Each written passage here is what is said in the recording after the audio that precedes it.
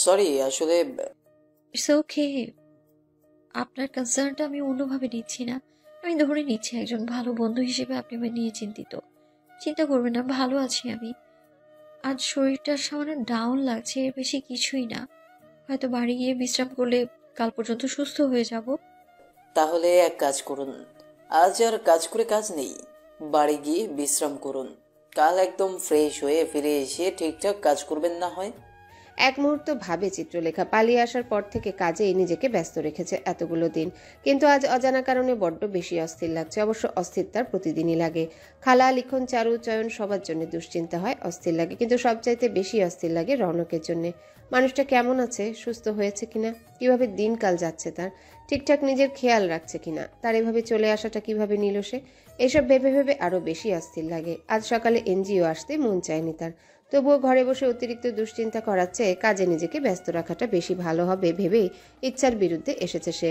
কিন্তু আসাটা ভুল সিদ্ধান্ত হয়েছে। কাজের কাজ কিচ্ছু হয়নি, আজ ফিল্ডে যায়নি সে। পাইলে মুখ গুজে বসে আছে সকাল থেকে, তবুও কোনো কাজ করা হচ্ছে না। মস্তিষ্কের ভেতর কেবল রৌনক রৌনক চলছে। একবার তো ভেবেই নিয়েছিল বন্ধ করে রাখা ফোনটা অন করে অন্তত লাবিবকে ফোন করে জেনে নিবে রৌনক ঠিক আছে কিনা।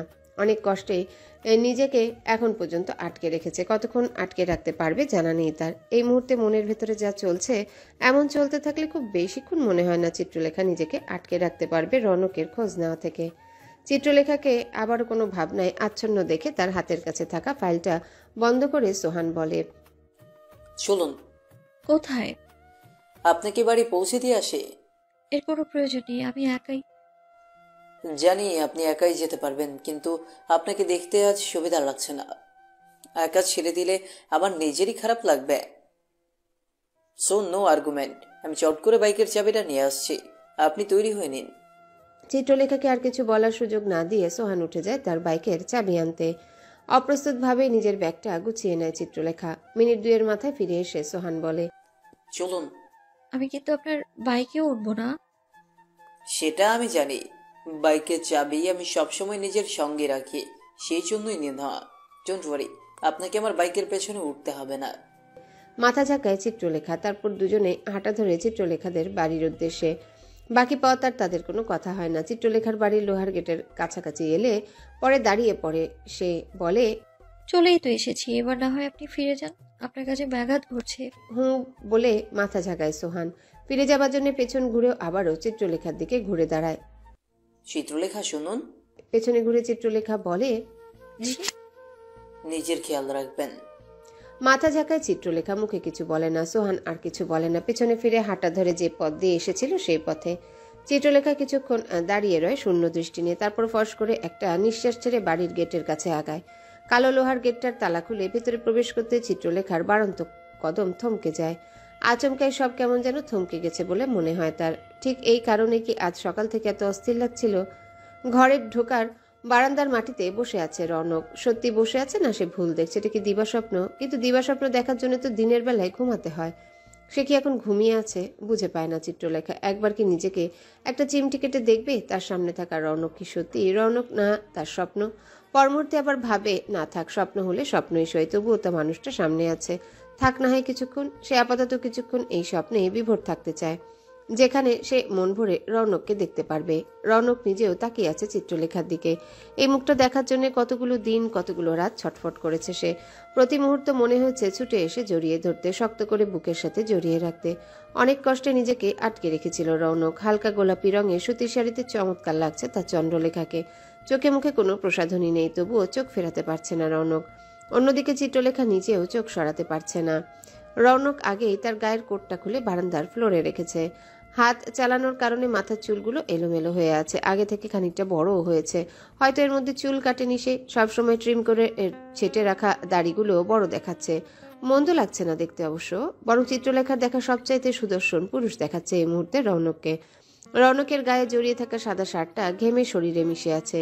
শার্টটার হাতা ভাঁজ করে কিছুটা উপরে তুলে রেখেছে। গলার টাইটা লুজ করে বুকের কাছে একটা বোতামও খুলে দিয়েছে।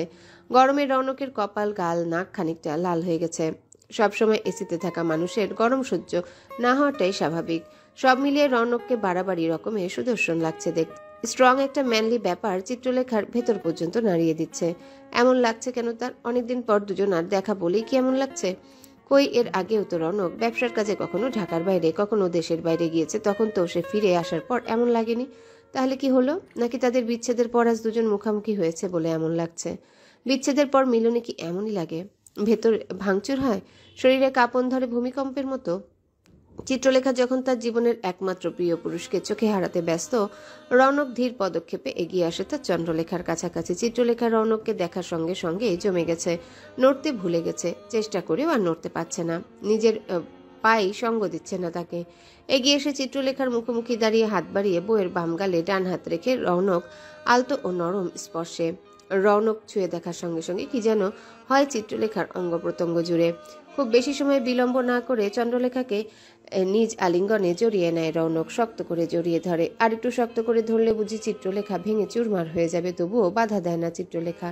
এই আলিঙ্গনের জন্য সে নিজেও মরিয়া হয়েছিল, মনে হচ্ছে যেন কত সহস্র বছর পর আপন ঠিকানা ফিরে পেয়েছে সে। আরো বেশি শক্ত করে জড়িয়ে ধরে প্রিয়তমাকে নিজের সঙ্গে পুরোপুরি মিশিয়ে ফেলার চেষ্টা করে রৌনক ফিসফাস কণ্ঠে বলে, I fucking missed you so much. I miss you, Bo. I miss you. I love you. চিত্রলেখার মুখ দিয়ে কোনো কথা বের হয় না, চোখ গলে কেবল নোনা পানির ঢল নামে। এই বুকে মাথা রেখে কাঁদবে বলেই হয়তো এতদিন কাঁদতে পারেনি সে। কাঁদার জন্য হলেও এই মানুষটাকে চায় তার, রৌনককে ছাড়া কোনোভাবেই সম্ভব না। আর বুঝে গেছে চিত্রলেখা এই মানুষটাকে ছাড়া নিঃশ্বাসও নিতে পারবে না।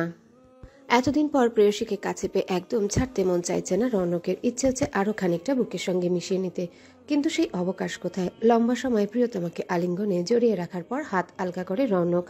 এখনো চোখের পানি পড়া বন্ধ হয়নি চিত্রলেখার, শব্দহীন কাঁদতে ব্যস্ত সে। বলা যায় চিত্রলেখাকে অনেকটা আলিঙ্গনে রেখে তার দুবাহু ধরে রেখে সামান্য মাথাটা পেছনে দিয়ে সরায় রৌনক প্রেয়সীর মুখ দেখবে বলে।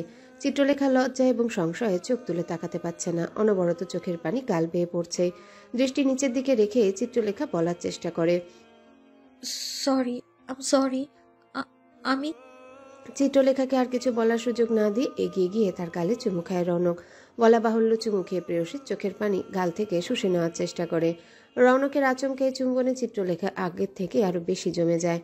অনেক আদর ও যত্নের সাথে প্রথমে বাম গালে, তারপর ডান গালে সময় নিয়ে চুমু খায় রৌনক। তারপর দীর্ঘ সময় চিত্রলেখার কপালে ঠোঁট ছুঁয়ে থাকে, ছাড়তেই মন চায় না রৌনকের। কতগুলো দিন পর প্রেয়সীকে কাছে পাওয়া, এই অল্প আলিঙ্গন, এই সামান্য চুমুতে মন ভরছে না তার। চন্দ্রলেখার সবটুকু চাই তার, সবটুকু। সঙ্গম ছাড়াই তৃষ্ণা মিটবে না এত জলদি। খুব কাছাকাছি চাই তার চন্দ্রলেখাকে নিজের, যতখানি কাছাকাছি গেলে অঙ্গের ভাঁজে অঙ্গ মিলেমিশে একাকার হয়। চিত্রলেখার কপাল ছেড়ে তার মুখের দিকে তাকিয়ে রয় রৌনক, সময় নিয়ে দেখে নেয় মুখ। এক মুহূর্তের জন্য চেহারাটা ভুলতে পারেনি সে। এই চোখ, চোখের পাতা, নাকের গড়ন, নরম গাল, উষ্ণ ঠোঁট, কিছুই ভুলতে পারেনি। জীবন জুড়ে যার বসবাস সে ক্ষণিকের জন্য চোখের আড়াল হলেই কি তাকে ভুলে যাওয়া যায় নাকি? অন্যদের কথা রৌনক জানে না, তবে সে পারবে না, তার দ্বারা হবেও না। 3 সপ্তাহ কেন, 3 মাস বা 3 বছরও যদি চিত্রলেখা তার দৃষ্টির আড়ালে থাকে, তবুও এই মুখ ভুলতে পারবে না সে। এই চেহারা মনে করতে চোখের পাতা বন্ধ করা লাগে না তার। এমনিতেই সারাক্ষণ খোলা চোখেও এই মুখখানায় দেখতে পায় সে প্রতিটা মুহূর্ত। চিত্রলেখা চোখের পাতা নিচের দিকে নামিয়ে রেখেছে দেখে রৌনক এক হাতে চিত্রলেখার বাহু ধরে রেখে ডান হাত বাড়িয়ে চিবুক ধরে মুখটা উপরের দিকে তুলে, তবুও দৃষ্টি তুলে তাকায় না চিত্রলেখা। চিবুক ধরে রেখেই অনেকখানি কাছাকাছি চলে যায় রৌনক। যতখানি কাছাকাছি গেলে নিঃশ্বাসে নিঃশ্বাস বাড়ি খায় দুজন, আর ঠিক ততখানি কাছাকাছি রৌনকের প্রতিটা নিঃশ্বাস আছড়ে পড়ছে চিত্রলেখার ঠোঁটের উপর। সেই নিঃশ্বাসের উপস্থিতি টের পেয়ে থেকে থেকে ঠোঁট কাঁপছে চিত্রলেখার। কান্নার জন্য কিনা চিত্রলেখার চোখের পাতাও কাঁপছে সামান্য। কাছাকাছি থেকেই রৌনক বলে, অনেক ভেবে দেখলাম তোমাকে নিজের সাথে পাকাপোক্তভাবে বেঁধে রাখতে পারিনি আমি, আর সেই জন্য হয়তো আমাকে ফেলে চলে যেতে পারিস। তবে এবারে আর ভুল হবে না, আর যেন তুমি আমাকে ছেড়ে যেতে না পারো সেই ব্যবস্থা করবো এবার। রৌনকের কথা শুনে চোখ তুলে তার দৃষ্টিতে দৃষ্টি রাখে চিত্রলেখা। এই প্রথম তাদের শুভ দৃষ্টি হচ্ছে, ব্যাপারটা এমন নয়, তবুও চিত্রলেখার মনের আকাশে একটা কঠিন বজ্রপাত হলো ওই দৃষ্টিতে দৃষ্টি পড়ার সাথে সাথে। আরেকবার বুঝি তার সর্বনাশ হলো, কঠিন সর্বনাশ। ওই দৃষ্টিতেই নিজের সব হারিয়ে ফেললো বুঝি। নিজের বলতে আর নিজের কিছুই রইল না তার। দৃষ্টির আদান প্রদানে মানুষকে সব দিয়ে দেওয়া হলো, এমনকি নিজেকেও। চিত্রলেখার মুখে কথা নেই, তবে চোখে জিজ্ঞাসা। হয়তো রৌনক কি বলতে চাইছে তার বলা কথার মানে জানতে চায়। চিত্রলেখার চিবুক ছেড়ে গাল ছুঁয়েছে রৌনক। ভেজা গালে হাত বুলিয়ে দিতে দিতেই প্রেয়সীর চোখে জানতে চাওয়া টের পেয়ে রৌনক বলে, এক্ষুনি তোমার পেটে আমার বাচ্চা দিতে হবে। স্বামী ছেড়ে পালাতে পারলেও বাচ্চার বাপ ফেলে নিচ্ছ পালাতে পারবে না, নিজের জন্য না হলেও বাচ্চার জন্য তো ভাবতে, তাই না বলো? রৌনকের কথা শুনে চোখ বড় বড় করে তাকায় চিত্রলেখা। এমনিতেই কথা বলতে পারছে না বেচারি, এখন তো রৌনকের কথা শুনে আরো জট পাকিয়ে গেছে গলার কাছটায়। শব্দ বের হতে দূরে থাক, কি বলবে সেটাই তো ভেবে পাচ্ছে না। চিত্রলেখাকে কিছু বলার সুযোগও দেয় না রৌনক। কিছু বুঝে ওঠার আগেই কোলে তুলে নেয় ব্রাইডাল স্টাইলে, তুলে নিয়ে বলে চলো। আচমকা কোলে তুলে নেয় পড়ে যাবার ভয়ে রৌনকের গলার কাছটায় শক্ত করে জড়িয়ে ধরে চিত্রলেখা অবাক কণ্ঠে বলে, কোথায়? রুমে তোমার পেটে বাবু দিতে হবে, নইলে আমাকে মারার জন্য আবার আমাকে একা ফেলে চলে যাবো তুমি। এখন থেকে আমি যে তোমাকে ছাড়া মরে যাবো সেই ভাবনা ভাববে না একবারও। হওয়াচ্ছে তোমাকে মাদার তৃষা, এবারে একেবারে আমার বাচ্চার মা হবে তুমি, নো আর্গুমেন্ট। চিত্রলেখাকে আর কিছু বলার সুযোগ না দিয়ে বউকে কোলে নিয়ে ঘরের দিকে আগায় রৌনক। ঘরের দরজা খোলার জন্য চিত্রলেখাকে কোল থেকে নামতে দেয় না। তালা খুলে ঘরে প্রবেশ করতেই রৌনক বিছানার কাছে এগিয়ে যায়, চিত্রলেখাকে নামিয়ে দিয়ে সঙ্গে সঙ্গে তার উপর ঝাঁপিয়ে পড়ে যেন চিত্রলেখা পালানোর সুযোগ না পায়। দুহাতে শক্ত করে চিত্রলেখার আঙ্গুলের ভাঁজে আঙ্গুল লক করে কপালে কপাল ঠেকায় রৌনক। রৌনককে এতদিন পর এতখানি শরীরের কাছাকাছি পেয়ে চিত্রলেখা নিজেও বেসামাল হয়ে পড়েছে। রৌনকের পুরুষ দেহের স্পর্শে চিত্রলেখার নারী শরীর জেগে উঠেছে, কিন্তু এক্ষুনি গোপন কর্মে মজতে চায় না সে। অনেক কথা বলার বাকি আছে তাদের, নতুন করে আবারও শুরু করার আগে সেসব কথা বলে নিতে চায় সে। রৌনকের মস্তিষ্কের ভিতর থাকা সব প্রশ্নের উত্তর দিতে চায়, আবার শুরু করার আগে সব কিন্তুদের মুছে ফেলতে চায় তাদের জীবন থেকে। তারপর রৌনক যা চায় তাই হবে, যেভাবে তাকে চায় সেভাবেই সঁপে দিবে সে নিজেকে প্রাণভ্রমরার হাতে। রৌনকের যেভাবে ইচ্ছে হয় তাকে আদর্শ আগে ভাসিয়ে দিবে, সে আপত্তি করবে না। এই মানুষটার আদরের জন্য চিত্রলেখা নিজেও তো মরিয়া হয়ে আছে। হারিয়ে আবারও ফিরে পাওয়া এবার আর হারাতে দিবে না সে, শক্ত করে বুকের কাছে জড়িয়ে রাখবে। রৌনক চিত্রলেখার ঠোঁটের দখল নেওয়ার চেষ্টা করলে চিত্রলেখা বাধা দেওয়ার চেষ্টা করে বলে, প্লিজ আগে কথা শুনুন আমার। হুম, কোনো কথা শুনবো না। তোমার পেটে আমার বাচ্চা না আসা পর্যন্ত কোনো কথাই নেই তোমার সাথে। প্লিজ। একদম না। যারা আমার সাথে এত কথা বলার আছে সে আমার সাথে কথা না বলে পালিয়ে এলো কেন? এখন আর আমি কোনো কথাই শুনবো না। চিত্রলেখাকে আর কিছু বলার সুযোগ না দিয়ে তার ঠোঁট জোড়ার দখল নেয় রৌনক, নিজেকে পুরোপুরি ছেড়ে দেয় প্রিয় নারীর উষ্ণতায়। অনেক বেশি উত্তেজিত মুহূর্তে চিত্রলেখার গলার কাছে চুমু খেয়ে কামড়ে দিয়ে রৌনক বলে, I love you so much, trust me, I love you so much. I love you too Raunak. বড় বড় করে নিঃশ্বাস পড়ে দুজনের পাল্লা দিয়ে। এরপর আর দুজনের একজনও কথা বলতে পারে না, মেতে উঠে আদিম খেলায়। রৌনক একদম ডিটারমাইন্ড, চিত্রলেখা তার বাচ্চা কনসিভ না করা পর্যন্ত তাকে সে ছাড়বে না, এক মুহূর্তের জন্য নয়। তাকে ফাঁকি দিয়ে পালানোর মজা এবার হাড়ে হাড়ে টের পাবে, আর ফাঁকি দিয়ে আর পালানোর কোনো সুযোগ নেই চিত্রলেখার। রৌনকের জীবন থাকতে সে তার চন্দ্রকে পালাতে দিবে না, প্রয়োজনে একটা খাঁচা বানিয়ে প্রাণপ্রিয়াকে আটকে রাখবে, তবুও পালাতে দিবে না। আকাশে সূর্যের আলো এখনো দিন জানান দিলেও ঘরের ভেতর মধ্যরাতের মাদকতায় মিলেমিশে একাকার হয়ে গেছে দুটি দেহ। সুখ চিৎকারে প্রতিধ্বনিত হচ্ছে ঘরের প্রতিটি কোণা। ড্রাইভিং সিটে হেলান দিয়ে চোখ বন্ধ করে বসায় অবস্থায় শুয়ে আছে লাবিব বলা যায়। যদিও ঘুমায়নি সে, কানে ইয়ারপডে গান চলছে বাউন্ডুলে। এই গানটা বিশেষ একজনের কথা খুব করে মনে করিয়ে দেয় তাকে। গানের প্রতিটি কথায় প্রেয়সীর কথা ভীষণভাবে মনে পড়ে লাবিবের। সম্ভব নয় জেনেও একটা সন্ধ্যার অপেক্ষা করে সে পছন্দের নারীকে নিজের করে পাবার। লাবিব জানে এটা তার উচ্চাকাঙ্ক্ষা, যা কখনো পূরণ হবার নয়। না পেলেও আফসোস নেই, ভালোবাসলেই মানুষটাকে পেতে হবে এমন কোনো শর্ত নেই। ভালোবাসায় না পেয়েও ভালোবাসা যায়। সে এ ভালোবাসায় বিশ্বাসী, পাওয়া না পাওয়ার হিসেব করে বুকের কষ্ট বাড়াতে চায় না। আচমকাই গান বন্ধ হয়ে ফোনটা বেজে উঠে লাবিবের। বিশেষ একজনের নাম্বার সেই টাইটানিক মুভির টিউনে সেভ করে রেখেছে ফোনে, এখন সেই টিউনটাই বাজছে। চোখ বন্ধ করে রেখেও লাবিব জানে কে ফোন করেছে তাকে। মানুষটার ভাবনায় লাবিবের মুখে মস্ত এক হাসি ফুটিয়ে তুলতে সক্ষম, যেমন এই মুহূর্তে লাবিবের চোয়াল বিস্তৃত হাসির উপস্থিতি তানিয়ার একটা ফোন কলে। যদিও লাবিব জানে তানিয়া তাকে কখনো পার্সোনাল কোনো প্রয়োজনে ফোন করে না, তাদের যতটুকু কথা হয় সবটুকুই প্রফেশনাল, প্রফেশনের বাইরে তাদের কোনো কথা নেই। লাবিব কখনো সে চেষ্টা করেও না। তানিয়া নিউ ইয়র্ক চলে যাবার দিনই কেবল তার সঙ্গে লাবিবের পার্সোনাল কথা হয়েছিল।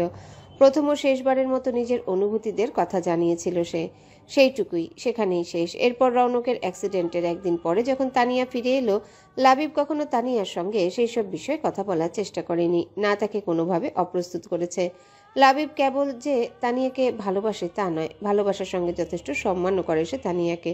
সেই সম্মান থেকে কখনো এমন কিছু করেনি আর করবেও না যেটার জন্য তানিয়া অপ্রস্তুত বা অপদস্থ হয়। তানিয়াকে পাওয়ার চাইতে তার সম্মান অনেক বেশি গুরুত্বপূর্ণ লাবিবের কাছে। লাবিব বিশ্বাস করেও মানে, যাকে ভালোবাসি তাকে যদি সম্মানই করতে না জানি তাহলে সে ভালোবাসা মূল্যহীন। তাই তার জন্য তানিয়াকে ভালোবাসার চাইতেও জরুরি তাকে সম্মান জানানো, তার সম্মানের খেয়াল রাখা। যেহেতু সে জানে কে ফোন করেছে তাই আর ফোন হাতে নেওয়ার প্রয়োজন মনে হয় না। এয়ারপোর্টে স্পর্শ করে কলটা রিসিভ করেছে। কল রিসিভ হবার সঙ্গে সঙ্গে লাইনের অন্য পাশ থেকে ব্যস্ত কণ্ঠে হড়বড় করে তানিয়া জিজ্ঞাসা করে, রনক কোথায় লাবিব? কাল রাত থেকে ওর ফোন বন্ধ, ওকে কোথাও পাওয়া যাচ্ছে না। আছে অফিসেও আসেনি, এমনকি তুমি নিজেও মিসিং। হচ্ছে কি এসব? কোথায় আছো তোমরা? আমি কোনো কিছু জানি না। তানিয়ার কণ্ঠ শুনে চোখ খুলে সোজা হয়ে বসে লাবিব। ওদের দুজনকে না পেয়ে তানিয়া যে খানিকটা প্যানিকড হয়ে গেছে তা তার কণ্ঠ শুনে স্পষ্ট টের পাওয়া যাচ্ছে। তৎক্ষণাৎ লাবিব বলে, relax, take a deep breath please. আপনি এত হাইপার হবেন না প্লিজ। আমরা দুজন ঠিক আছি। আমি স্যারের সঙ্গে আছি, ওনাকে একা ছাড়বো না বলেই সঙ্গে এসেছি। You are fine, take a breath please. লাবিবের কথা শুনে ফস শব্দে বড় একটা নিঃশ্বাস ছাড়ে তানিয়া। ফোনের লাইনে থাকলেও বেশ বুঝতে পারছে সেটা লাবিব। তার উচিত ছিল রৌনককে নিয়ে রওনা দেওয়ার আগে অন্তত তানিয়াকে একটা SMS করে জানিয়ে দেওয়া। লাবিব নিজেও জানে রৌনক ও তার অনুপস্থিতিতে আর কেউ চিন্তা না করলে তানিয়া অবশ্যই চিন্তা করবে এবং যথেষ্ট চিন্তা করবে। এটা ভুল হয়েছে তার। নিজের দোষ স্বীকার করে লাবিব বলে, আই এম সরি, আমার উচিত ছিল অন্তত আপনাকে আগে জানিয়ে দেওয়া। I am really sorry. It's okay, আমি ওভার রিয়েক্ট করে ফেলেছি। আসলে রনককে ফোনে পাচ্ছি না, এদিকে তুমিও মিসিং। আমি জাস্ট ভয় পেয়েছিলাম। শাউট করার জন্য আম সরি। Don't be please. এক মুহূর্ত সময় নিয়ে তানিয়া জিজ্ঞাসা করে, আমি কি জানতে পারি তোমরা কোথায় আছো দুজনে, যদি আমাকে বলার মতো হয়? তানিয়াকে কথা শেষ করতে না দিয়ে লাবিব বলে, আমি গাড়িতে বসে আছি আর স্যার চন্দ্রলেখার কাছে আছেন। সত্যি?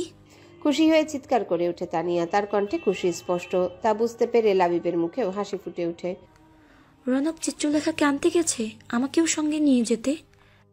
আপনি আসবেন জানলে অবশ্যই নিয়ে আসতাম। আপনি সঙ্গে থাকলে অন্তত আমাকে একা একা পাহারা দেওয়া লাগতো না। শেষের কথাটা আসতে বলে লাবিব যেন তানিয়া শুনতে না পায়। পরের কথাটা ধরতে না পেরে তানিয়া জিজ্ঞাসা করে, কি বললে? না, কিছু না। তোমরা আছো কোথায়? স্যার ম্যাডামের সঙ্গে আছেন। দে আর স্পেন্ডিং কোয়ালিটি টাইম টুগেদার। আর আমি গাড়িতে বসে মশা মারছি। ফিরছো কখন? সেটা তো বস ভালো বলতে পারবে। তাদের কোয়ালিটি টাইম স্পেন্ড করা হয়ে গেলে ঢাকার জন্য রওনা হব।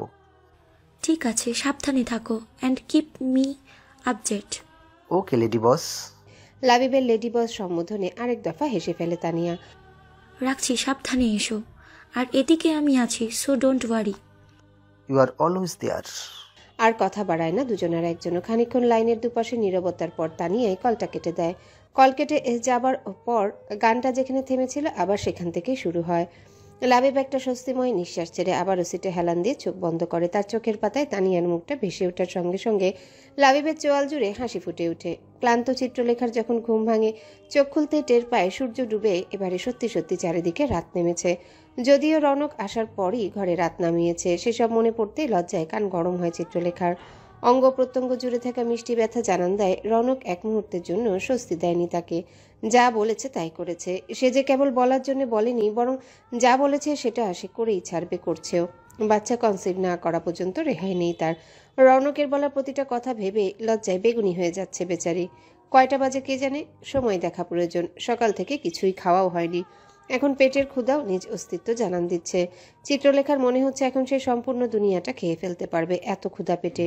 ওঠার চেষ্টা করলে তার পেটের কাছে একজোড়া পুরুষ হাতের বাঁধন শক্ত হয়। চিত্রলেখা জানে এই হাত জোড়া কার। তৎক্ষণাৎই সতর্ক হয় সে। এতক্ষণে টের পায় সে চাদরের নিচে বিব্রস্ত অবস্থায় আছে। তার পিঠের সাথে লেগে থাকা পুরুষ দেহটাও বিব্রস্ত। চিত্রলেখার লজ্জা পাওয়া পারে। আমতা আমতা করে বলে, আবার ছাড়ুন প্লিজ, কাপড় পরবো। রৌনক আরো খানিকটা চিত্রলেখার শরীরের সঙ্গে মিশে যাওয়ার চেষ্টা করে ওর খোলা চুলে আরো খানিকটা মুখ গুজে দিয়ে বলে, মনে নেই, আমার সত্য পূরণ না হওয়া পর্যন্ত তোমাকে ছাড়ছি না আমি। Please. I want my child in your room. Trust me, I will get you pregnant this time. রৌনকের কথা শুনে লজ্জায় 2 হাতের পাতায় মুখ ঢাকে চিত্রলেখা। চিত্রলেখার উন্মুক্ত পেটের কাছে হাত বুলিয়ে দিতে ব্যস্ত রৌনক। তার কথা মতো আবারও কাছে টেনেছে প্রেয়সীকে। ডুব দিয়েছিল সে তার প্রেয়সীর উষ্ণ অঙ্গে। যদিও এতে চিত্রলেখা আপত্তি করেনি। রৌনক যেভাবে তাকে চায় সেভাবে নিজেকে সঁপে দিতে প্রস্তুত সে। আর পালাতে চায় না চিত্রলেখা। অনেক হয়েছে লুকোচুরি, আর নয়। চিত্রলেখার অনেক বলায় তাকে নিজের শার্টটা পরতে দিয়েছে রৌনক। তার নিজের পরনে শর্ট। একদিনেই বইয়ের কঠিন লজ্জা ভাঙতে পারবে না জানে রৌনক। এবারে রৌনকের বুকে মাথা দিয়ে শুয়ে আছে চিত্রলেখা। রৌনকের ঠোঁটটা ছুঁয়ে আছে চিত্রলেখার কপাল। কারো মুখে কোনো কথা নেই। বেশ খানিকক্ষণ চুপ করে থাকার পর রৌনক বলে,